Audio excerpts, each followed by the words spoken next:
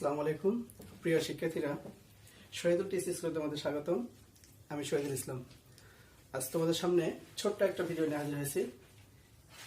যোজনী বের করার সহজ উপায়।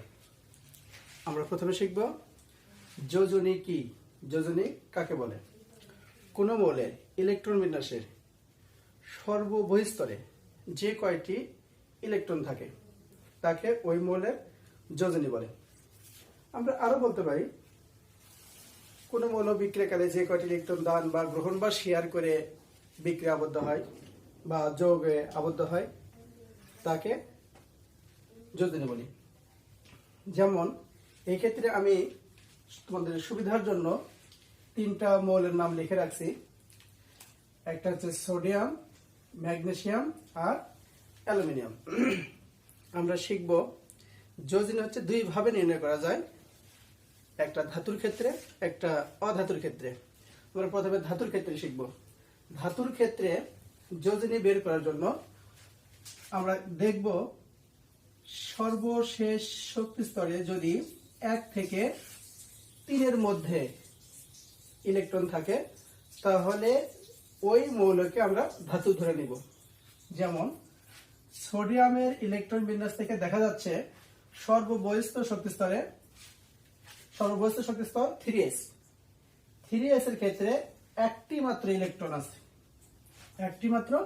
ইলেকট্রন আছে, তাহলে ধরে নিব এটা ইলেকট্রন সংখ্যা 1। ইলেকট্রন সংখ্যা যদি 1 হয় তার মানে আর যোজনীও 1। যোজনী 1 অর্থাৎ এর মধ্যে পড়তেছে, তার মানে সোডিয়াম একটা ধাতু। অপরদিকে ম্যাগনেসিয়ামের ইলেকট্রন বিন্যাসে দেখতেছি সর্ববহিস্থ শক্তি স্তর 2s, এস এর উপরে 2টি ইলেকট্রন, তাই এই ক্ষেত্রে ম্যাগনেসিয়ামের যোজনী 2। তার মানে এই সংখ্যাটাও 1 থেকে 3 মধ্যে, তার মানে ম্যাগনেসিয়ামের যোজনী 2 আর ম্যাগনেসিয়াম একটি ধাতু। অপরদিকে অ্যালুমিনিয়াম এর বহিস্থ শক্তি স্তর 3s 3p, এই ক্ষেত্রে ইলেকট্রন সংখ্যা 2 আর 1 মিলে হচ্ছে 3। তো এই ক্ষেত্রে 1 থেকে 3 মধ্যে আছে, তার মানে অ্যালুমিনিয়াম একটি ধাতু। আমরা ধাতুর ক্ষেত্রে দেখলাম এর যোজনী সংখ্যা বিজোড় হতে পারে আবার জোড়ও হতে পারে।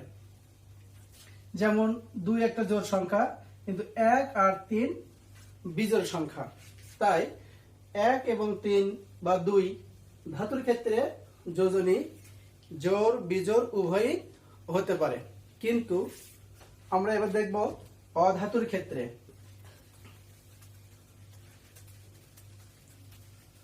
অধাতুর ক্ষেত্রে বহিস্থ শক্তি স্তরে যদি 4 থেকে 7টি ইলেকট্রন থাকে তাহলে ওই মৌলকে আমরা অধাতু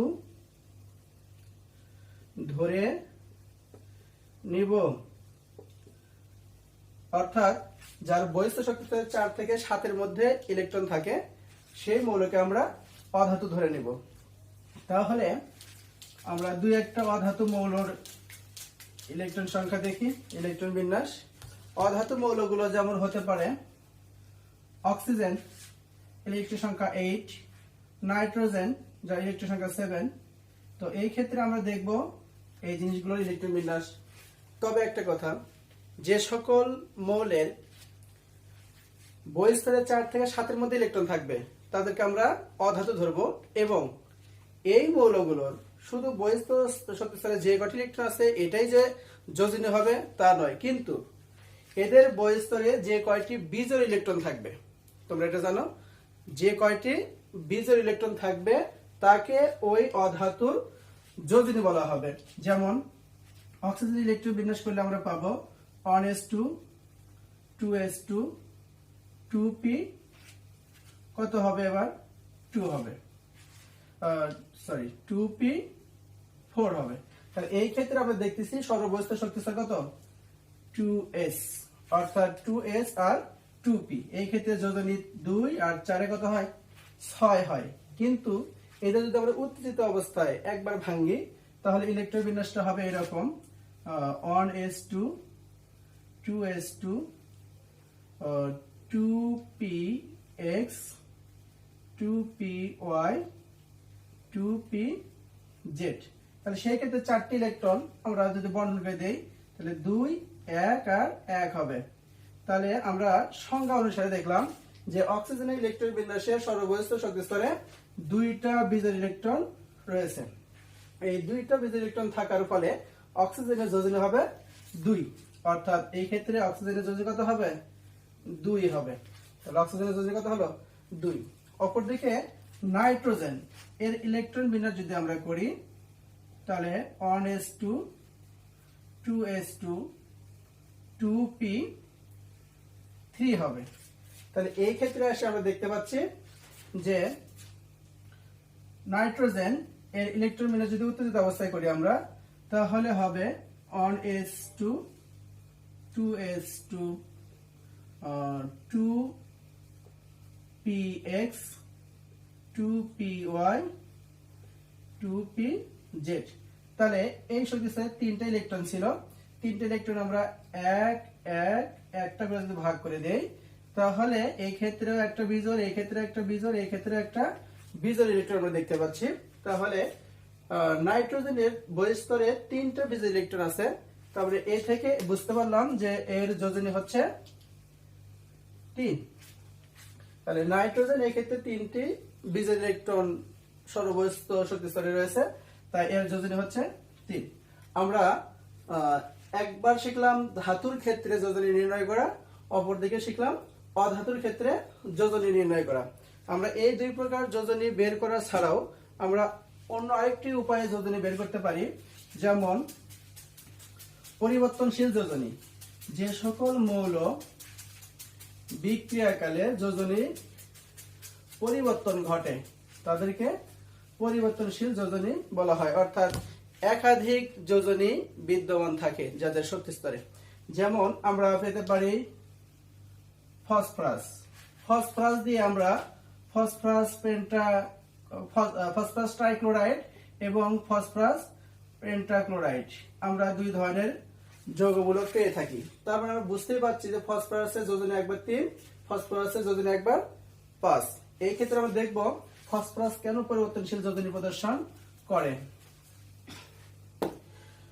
ফসফরাস মৌলটির ইলেকট্রন সংখ্যা 15। তাহলে ইলেকট্রন বিন্যাস করলে পাবো 1s2 2s2 2p6 3s2 3p3। এই ক্ষেত্রে বহিস্থ শক্তি স্তর হচ্ছে 3s আর 3p। আমরা দেখতেছি এদের যোজনী ইলেকট্রন সংখ্যা যোগ করলে পাবো 5। তার মানে ফসফরাসের সর্বস্তরে 5টি ইলেকট্রন আছে। তাহলে 5টি ইলেকট্রন ক্ষেত্রে আমরা পূর্বের সংখ্যা অনুসারে দেখতেছি যে 4 থেকে 7 এর মধ্যে ইলেকট্রন সংখ্যা। তার মানে এটা একটা কি অধাতু, এটা একটা অধাতু। অধাতু যদি হয়ে থাকে তাহলে অধাতুর ক্ষেত্রে ইলেকট্রন সংখ্যা সর্বস্তরে 4 থেকে 7 এর মধ্যে থাকবে, সেই ক্ষেত্রে ফসফরাস একটি অধাতু। এখন এই বহিস্থ শক্তি স্তরে ইলেকট্রন সংখ্যা আছে 5টি। 5টি ইলেকট্রন থাকার জন্য ফসফরাসের যোজনী 5, আমরা শিওর হলাম।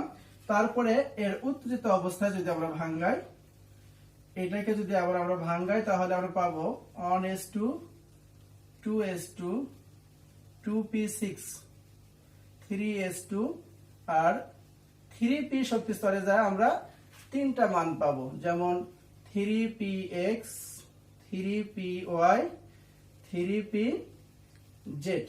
তাহলে এই ক্ষেত্রে ফসফরাসের যোজনী কত পাবো আমরা? 1 1 1। কয়টা হলো তাহলে যোজনী? এখানে 3টা বিজোড় ইলেকট্রন আছে।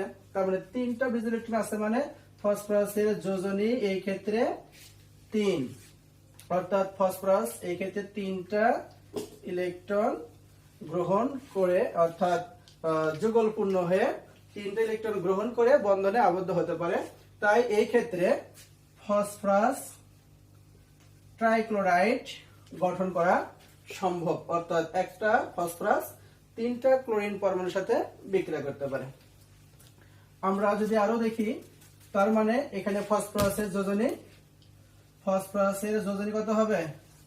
3 ও 5 হবে, দুইটা যোজনী হয়ে থাকে। আমরা সালফার মূলক যদি চিন্তা করি, তাহলে সালফারের বহিস্থ শক্তি স্তরে আমরা দেখতে পাচ্ছি ইলেকট্রন আছে 6টা। এই ক্ষেত্রে 6টা ইলেকট্রন আছে, তার মানে আমরা পূর্বের সংজ্ঞা অনুসারে জানি যে সকল মৌলের বহিঃস্তরে 4 থেকে 7 মধ্যে ইলেকট্রন থাকে তাদেরকে অধাতু বলা হয়। তাহলে সালফারের যেহেতু বহিঃস্তরে 6টি ইলেকট্রন আছে, তার মানে সালফার একটি অধাতু। কিন্তু উত্তেজিত অবস্থায় যদি আমরা ইলেকট্রন বিন্যাস করি, তাহলে সালফার এই ক্ষেত্রে হবে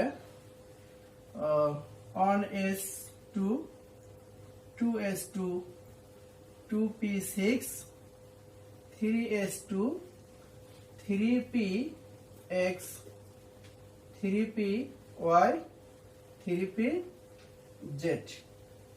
তাহলে এই ক্ষেত্রে আমরা পাইলাম যে 4টি ইলেকট্রন আছে। তাহলে আমরা 4টি ইলেকট্রনের ক্ষেত্রে বিন্যাস করে দিতে পারি 1 1। তাহলে 2টা বিজ ইলেকট্রন আছে, তার মানে সালফারের এই ক্ষেত্রে যোজনী 2। অপর দিকে যদি আমরা দেখি সালফার এই ক্ষেত্রে যদি দেখি আবার, তাহলে পাবো 1s2 2s2 2p6। তাহলে এই ক্ষেত্রে যেহেতু এখানে একটা ইলেকট্রন আছে, এই ইলেকট্রনটা উপশক্তি স্তর ডি তে আমরা পার করতে পারি। তাহলে 3s2 3px 3py 3pz। তারপর আমরা পাবো 3dxy। আবার এক্ষেত্রে পারলাম, তাহলে আমরা এই ক্ষেত্রে 2টা ইলেকট্রন তো ছিলই, আর এই 3px থেকে একটা ইলেকট্রন কেটে এর উপরে যাবে। তাহলে এই ক্ষেত্রে আমরা পাইলাম 4টা বিজ ইলেকট্রন। এই 4টা বিজ ইলেকট্রন পাওয়ায় আমরা দেখতেছি এই ক্ষেত্রে সালফারের যোজনী কত? 4। অপর দিকে আবার সালফারের যদি আমরা আরেকবার উত্তেজিত অবস্থায় ইলেকট্রন বিন্যাস করি, তাহলে পাবো 1s2 2s2 2p6 3s। 3s যেহেতু একই শক্তি স্তর, তাই 3s আমরা এবার ইলেকট্রন বসাবো না আগে। তাহলে 3px 3py 3pz। তারপরে পাবো আমরা 3dxy 3dyz। তাহলে আমরা পাচ্ছি কয়টা? 1 2 3 4 5 6। তো বসতে 6টা ইলেকট্রন, তার মানে 1 1 1 1 1 আর হচ্ছে 1। তাহলে এই ক্ষেত্রে আমরা দেখতে পাচ্ছি যে 6টা বিজ ইলেকট্রন আছে। এই 6টা বিজ ইলেকট্রন থাকায় সালফার এই ক্ষেত্রে আসে 6টা বিজ ইলেকট্রন, অর্থাৎ সালফারের বহিঃস্তরে 6টা বিজ ইলেকট্রন থাকায় সালফারের যোজনী 6 প্রদর্শন করে। তার মানে আমরা এই সালফারের ইলেকট্রন বিন্যাস পর্যবেক্ষণ করে দেখলাম যে সালফার 2 4 এবং 6 যোজনী প্রদর্শন করে।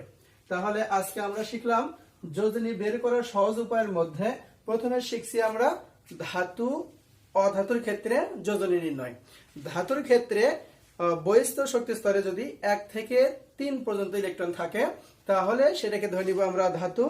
আর বহিস্থ শক্তি স্তরে যদি 4 থেকে 7 মধ্যে ইলেকট্রন থাকে, তাহলে আমরা সেটাকে ধরে নিব অধাতু। আর এই দুই প্রকার ছাড়া যদি আমরা দেখি যে সকল মৌল ইলেকট্রন বিন্যাসের সর্ববহিস্থ শক্তি স্তরে উপস্তর আছে, অর্থাৎ উপশক্তি স্তর যদি থাকে, সেই ক্ষেত্রে তাদেরকে বিন্যস্ত করতে পারবো। তার মানে সেই সকল মৌল পরিবর্তনশীল যোজনী প্রদর্শন করবে। যেমন সালফার, এর আগেরটা আমরা দেখছি ফসফরাস।